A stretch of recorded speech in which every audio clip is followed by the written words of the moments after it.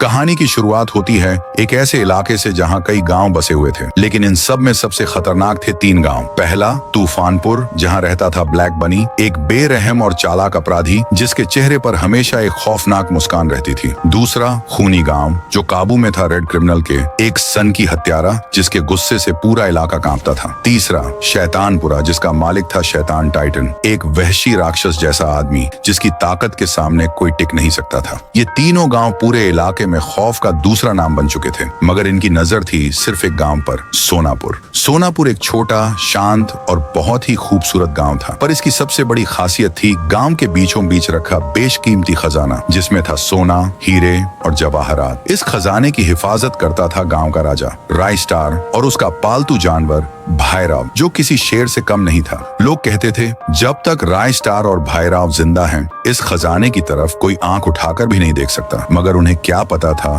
कि खतरा बहुत करीब है। एक दिन राय स्टार और भाईराव बाजार से लौट रहे होते हैं, तभी वो देखते हैं रास्ते पर चारों तरफ धुंध छा चुकी है। राय स्टार कार रोकता है, उतरता है और सामने देखता है ब्लैक बनी अपनी पूरी फौज के साथ सामने खड़ा होता है। ब्लैक बनी, तो तू ही है राय स्टार, जिस वजह से हम इतने सालों से वो खजाना नहीं छीन पाए? राय स्टार: हाँ, और जब तक मैं और भैरव जिंदा हैं, तब तक कोई उस खजाने को छू भी नहीं सकता। राय स्टार जानता था कि ये समय लड़ने का नहीं है, क्योंकि भैरव को चोट लग सकती है। वो फौरन एक धुआं बम फेंकता है, भैरव को बाइक पर बिठाता है और वहां से भाग निकलता है। धुआं हटता है। ब्लैक बनी: आज तो बच गया, लेकिन अगली बार नहीं। तभी 2 गाड़ियां आती हैं, उनमें से निकलते हैं शैतान टाइटन और रेड क्रिमिनल। तुम दोनों यहाँ क्या करने आए हो? खजाना चाहिए तो अकेले से नहीं होगा, हमें एक साथ हमला करना होगा। रेड क्रिमिनल: इस बार राय स्टार बचेगा नहीं। तीनों मिलकर एक खतरनाक प्लान बनाते हैं। इधर राय स्टार ने भी सुरक्षा खड़ी कर दी थी। भाईराव पूरे जोश में था, पर उस रात तीनों विलेंस की फौजों ने सोनापुर को घेर लिया। जैसे ही रात गहराती है, गांव में एक बार फिर धुंध छा जाती है।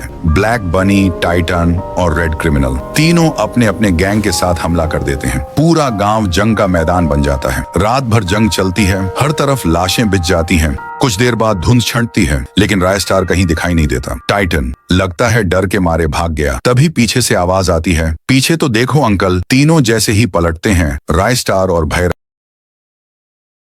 फिर राय स्टार अपनी तलवार निकालता है और तीनों की गर्दन एक ही झटके में उड़ा देता है।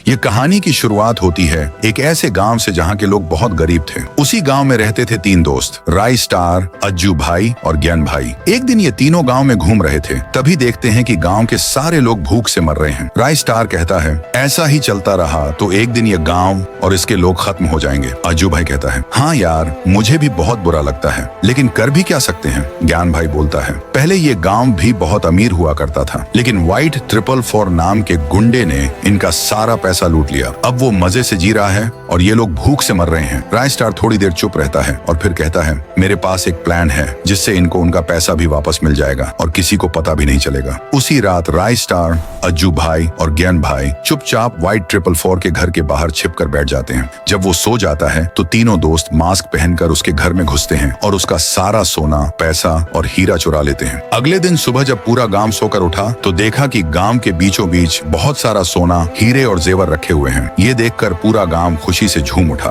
एक कोने में छिपे हुए राय स्टार, अज्जू भाई और ज्ञान भाई मुस्कुराते हुए सब देख रहे होते हैं। उधर व्हाइट 444 जब उठता है तो देखता है कि उसका सारा खजाना गायब है। वह तुरंत सीसीटीवी देखता है, उसमें 3 लड़के मास्क पहने दिखते हैं। वो गुस्से से चिल्लाता है, ढूंढो उनको, जिंदा या मुर्दा। अज्जू भाई और ज्ञान भाई मार्केट जा रहे होते हैं। रास्ते में उनकी बाइक एक गाड़ी से टकरा जाती है। गाड़ी रुकती है और उसमें से निकलता है व्हाइट 444। ज्ञान भाई डर जाता है। अज्जू भाई कहता है, देर मत कर, निकल चल। व्हाइट 444 का आदमी बोलता है, देख के नहीं चला सकते क्या? ज्ञान भाई जल्दी से कहता है, सॉरी भाई, गलती से लग गया। व्हाइट 444 हंसते हुए कहता है, छोड़ो, जाने दो, होता है। लेकिन जैसे ही वो दूर जाते हैं, व्हाइट 444 को याद आता है, ये तो वही हैं जिन्होंने मेरे घर में चोरी की थी। वो चिल्लाता है, गाड़ी घुमाओ, इनका पीछा करो। अज्जू भाई और ज्ञान भाई गांव पहुंच जाते हैं और सब राय स्टार को बताते हैं। राय स्टार कहता है, ठीक है, मैं बाहर जा रहा हूँ, तुम लोग गांव का ध्यान रखना। जैसे ही राय स्टार गांव से बाहर निकलता है, व्हाइट 444 अपने पूरे गैंग के साथ गांव पहुंच जाता है और तबाही तबाही मचा देता है। अज्जू भाई और ज्ञान भाई उससे लड़ते हैं, लेकिन वो दोनों को मारकर बेहोश कर देता है। राय स्टार जब वापस आता है तो देखता है कि पूरा गांव खून से सना हुआ है। चारों तरफ लाशें पड़ी हैं। व्हाइट 444 सामने खड़ा है और ज्ञान भाई और अज्जू भाई बंधे हुए हैं। व्हाइट 444 कहता है, तो तू है वो तीसरा चोर जिसने मेरे घर में चोरी की। राय स्टार जवाब देता है, हमने चोरी नहीं की, जो हमारा था बस वही वापस लिया, असली चोर तू है। व्हाइट 444 गुस्से में कहता है, अब तुझे तेरी औकात दिखानी पड़ेगी। फिर शुरू होती है जोरदार लड़ाई। गोलियां चलती हैं, बम फटते हैं, चारों तरफ धुआं और चीखें। जब धुआं हटता है,